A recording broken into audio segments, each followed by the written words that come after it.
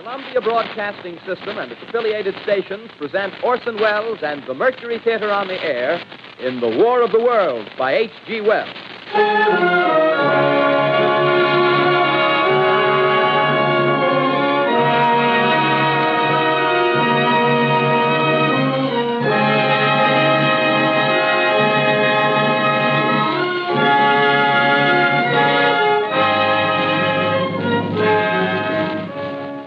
Ladies and gentlemen, the director of the Mercury Theater and star of these broadcasts, Orson Welles.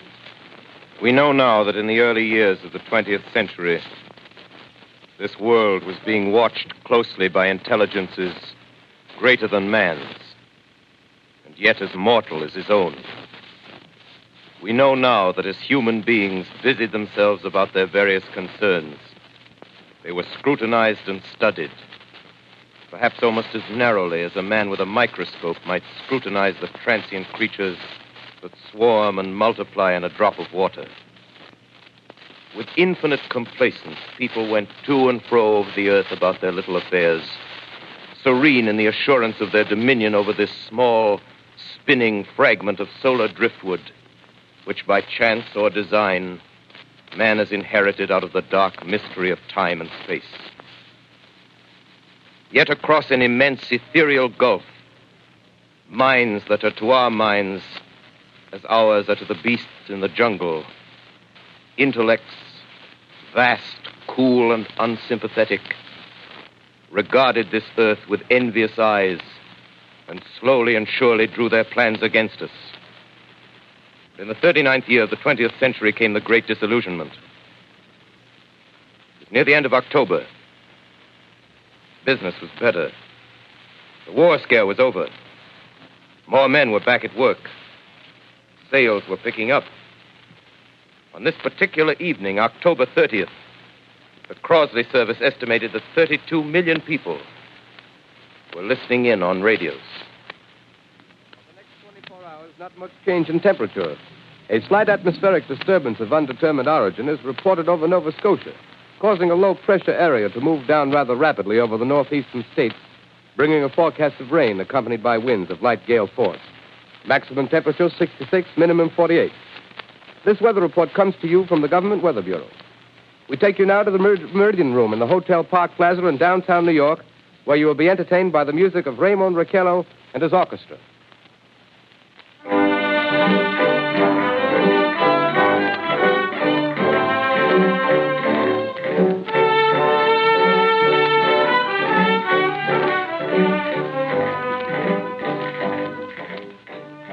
Good evening, ladies and gentlemen.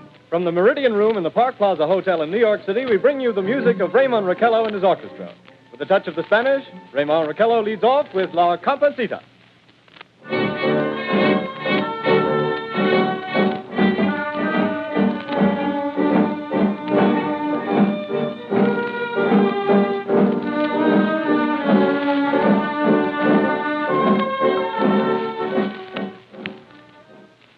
Ladies and gentlemen, we interrupt our program of dance music to bring you a special bulletin from the Intercontinental Radio News. At 20 minutes before 8 Central Time, Professor Farrell of the Mount Jennings Observatory, Chicago, Illinois, reports observing several explosions of incandescent gas occurring at regular intervals on the planet Mars. The spectroscope indicates the gas to be hydrogen and moving toward the Earth with enormous velocity. Professor Pearson of the observatory at Princeton confirms Farrell's observation and describes the phenomenon as, quote, like a jet of blue flame shot from a gun, unquote. We now return you to the music of Raymond Raquello, playing for you in the Meridian Room of the Park Plaza Hotel, situated in downtown New York.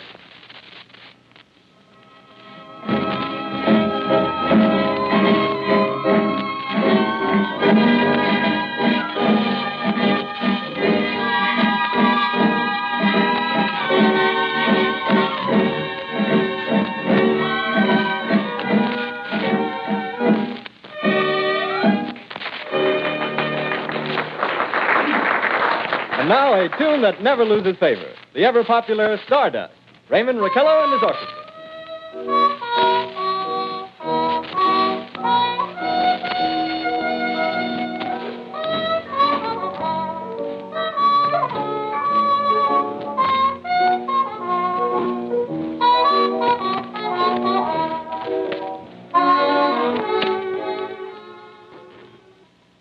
Ladies and gentlemen, following on the news given in our bulletin a moment ago, the Government Meteorological Bureau has requested the large observatories of the country to keep an astronomical watch on any further disturbances occurring on the planet Mars.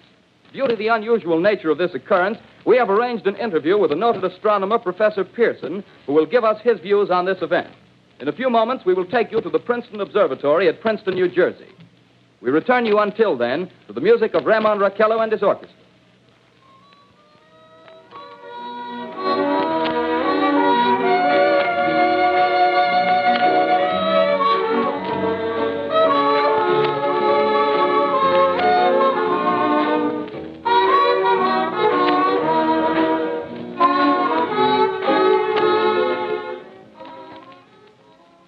We are ready now to take you to the Princeton Observatory at Princeton, where Carl Phillips, our commentator, will interview Professor Richard Pearson, famous astronomer. We take you now to Princeton, New Jersey. Good evening, ladies and gentlemen. This is Carl Phillips speaking to you from the observatory at Princeton. I'm standing in a large semicircular room, pitch black except for an oblong split in the ceiling. Through this opening, I can see a sprinkling of stars that cast a kind of frosty glow over the intricate mechanism of the huge telescope. The ticking sound you hear is the vibration of the clockwork. Professor Pearson stands directly above me on a small platform, peering through the giant lens. I'll ask you to be patient, ladies and gentlemen, during any delay that may arise during our interview. Besides the ceaseless watch of the heavens, Professor Pearson may be interrupted by telephone or other communications. During this period, he is in constant touch with the astronomical centers of the world. Professor, may I begin our questions? Any time, Mr. Phillips. Professor, would you please tell our radio audience exactly what you see as you observe the planet Mars through your telescope? Nothing unusual at the moment, Mr. Phillips. A red disk swimming in a blue sea. Transverse stripes across the disk. Quite distinct now because Mars happens to be at the point nearest the Earth, in opposition, as we call it. In your opinion, what do these transverse stripes signify, Professor Pearson? Not canals, I can assure you, Mr. Phillips. They... Although that's the popular conjecture of those who imagine Mars to be inhabited. From a scientific viewpoint, the stripes are merely the result of atmospheric conditions peculiar to the planet. Then you're quite convinced, as a scientist, that living intelligence as we know it does not exist on Mars? I should say the chances against it are 1,000 to 1. And yet, how do you account for these gas eruptions occurring on the surface of the planet at regular intervals? Phillips, I cannot account for it. By the way, Professor, for the benefit of our listeners, how far is Mars from the Earth? Approximately 40 million miles. Well, that seems a safe enough distance. Just a moment, ladies and gentlemen. Someone has just handed Professor Pearson a message. While he reads it, let me remind you that we are speaking to you from the observatory in Princeton, New Jersey, where we are interviewing the world-famous astronomer, Professor Pearson. One moment, please. Professor Pearson has passed me a message which he has just received. Professor, may I read the message to the listening audience? Certainly, Mr. Phillips. Ladies and gentlemen, I shall read you a wire addressed to Professor Pearson from Dr. Gray of the Natural History Museum, New York. Quote, 9:15 p.m. Eastern Standard Time. Seismograph registered shock of almost earthquake intensity occurring within a radius of 20 miles of Princeton. Please investigate. Signed, Lloyd Gray, Chief of Astronomical Division. Unquote.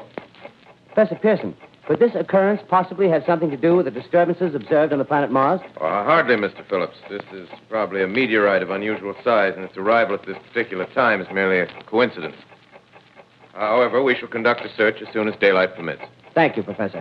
Ladies and gentlemen, for the past 10 minutes, we've been speaking to you from the observatory at Princeton, bringing you a special interview with Professor Pearson, noted astronomer. This is Carl Phillips speaking. We are returning you now to our New York studio.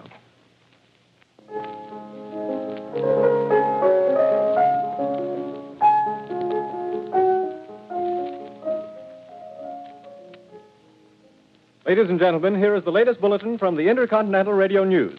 Toronto, Canada.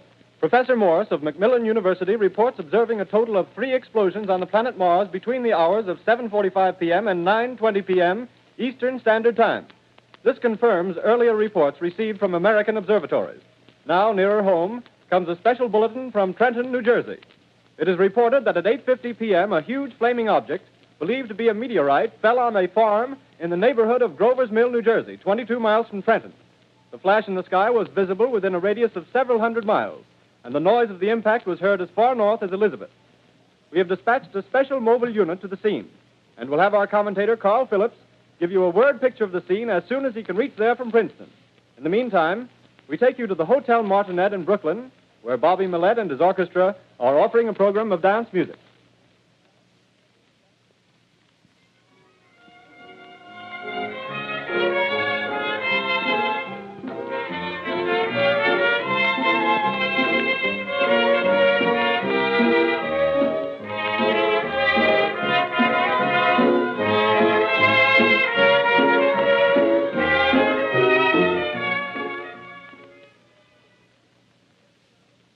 We take you now to Grover's Mill, New Jersey.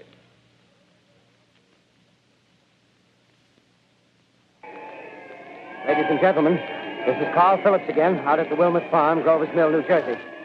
Professor Pearson and myself made the 11 miles from Princeton in 10 minutes.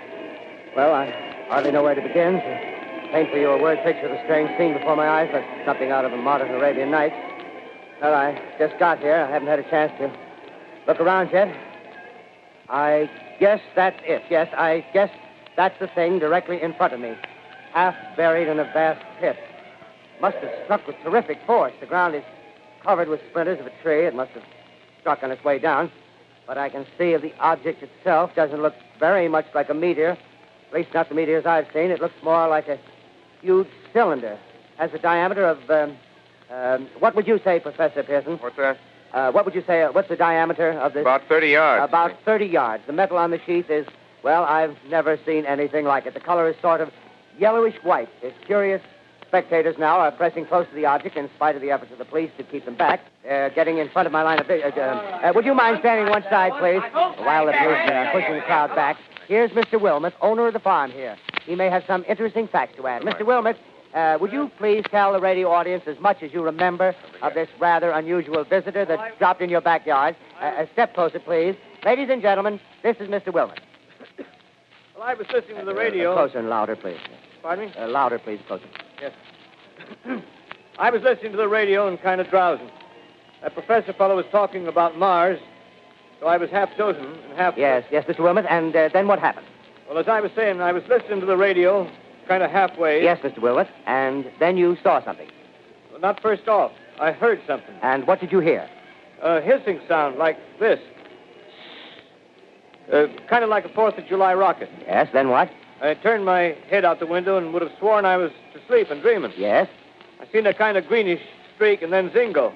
Something smacked the ground, knocked me clear out of my chair. Well, were you frightened, Mr. Wilmot? Well, I ain't quite sure.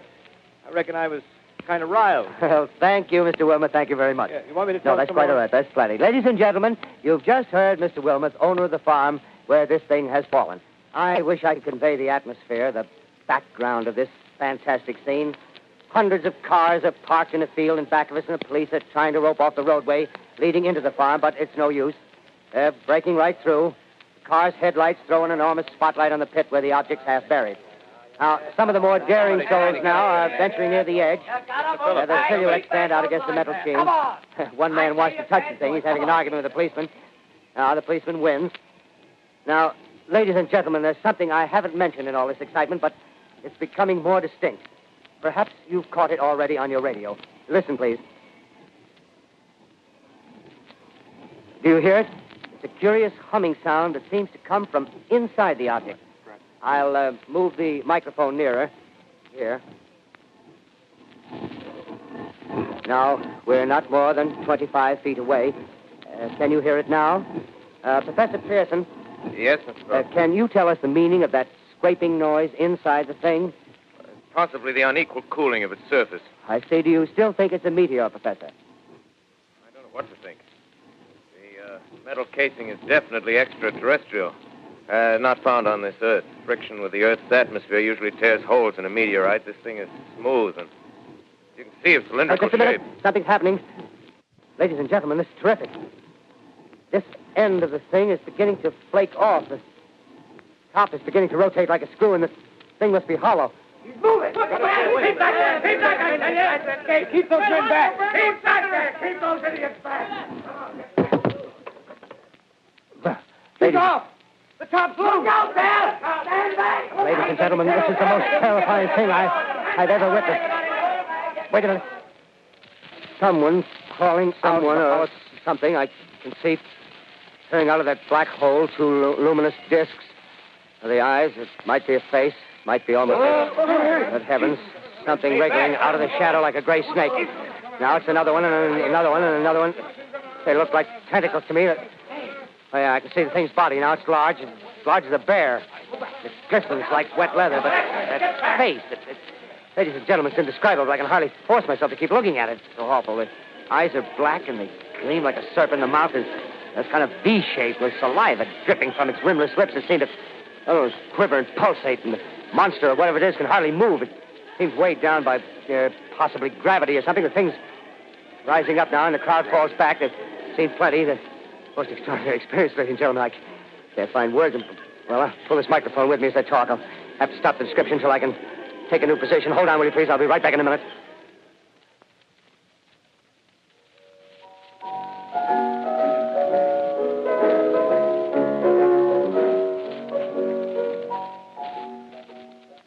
We are bringing you an eyewitness account of what's happening on the Wilmuth Farm, Grover's Mill, New Jersey.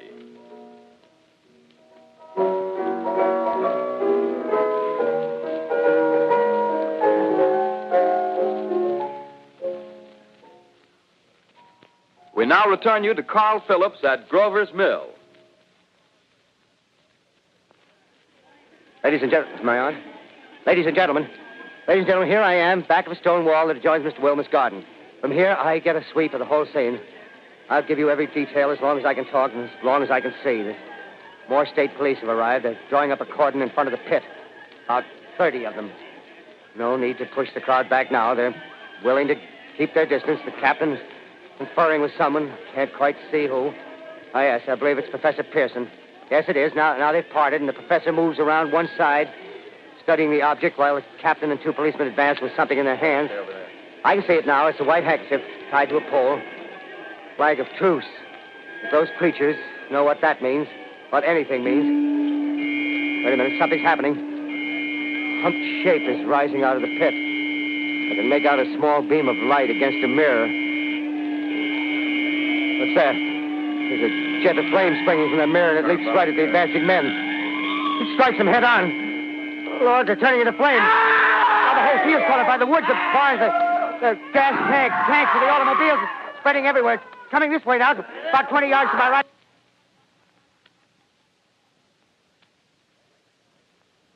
Ladies and gentlemen, due to circumstances beyond our control, we are unable to continue the broadcast from Grover's Mill. Evidently, there's some difficulty with our field transmission. However, we will return to that point at the earliest opportunity. In the meantime, we have a late bulletin from San Diego, California. Professor Indelkoffer, speaking at a dinner of the California Astronomical Society, expressed the opinion that the explosions on Mars are undoubtedly nothing more than severe volcanic disturbances on the surface of the planet. We continue now with our piano interlude.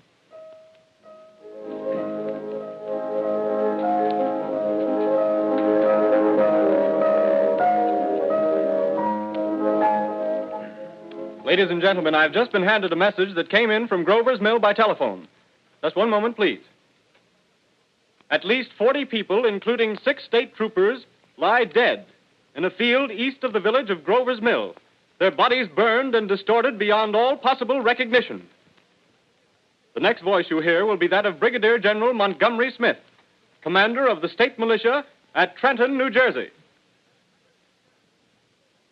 I have been requested by the governor of New Jersey to place the counties of Mercer and Middlesex as far west as Princeton and east to Jamesburg under martial law. No one will be permitted to enter this area except by special pass issued by state or military authorities. 4 companies of state militia are proceeding from Trenton to Grover's Mill and will aid in the evacuation of homes within the range of military operations. Thank you. You have just been listening to General Montgomery Smith, commanding the state militia at Trenton. In the meantime, further details of the catastrophe at Grover's Mill are coming in. The strange creatures, after unleashing their deadly assault, crawled back in their pit and made no attempt to prevent the efforts of the firemen to recover the bodies and extinguish the fire. The combined fire departments of Mercer County are fighting the flames which menace the entire countryside. We have been unable to establish any contact with our mobile unit at Grover's Mill. but we hope to be able to return you there at the earliest possible moment. In the meantime, we take you to... Just one moment, please. Ladies and gentlemen, I have just been informed that we have finally established communication with an eyewitness of the tragedy. Professor Pearson has been located at a farmhouse near Grover's Mill, where he has established an emergency observation post. As a scientist, he will give you his explanation of the calamity. The next voice you hear will be that of Professor Pearson, brought to you by direct wire. Professor Pearson. Of the creatures in the rocket cylinder at Grover's Mill, I can give you no authoritative information, either as to their nature, their origin, or their purposes here on Earth. Of their destructive instrument, I might venture some conjectural explanation.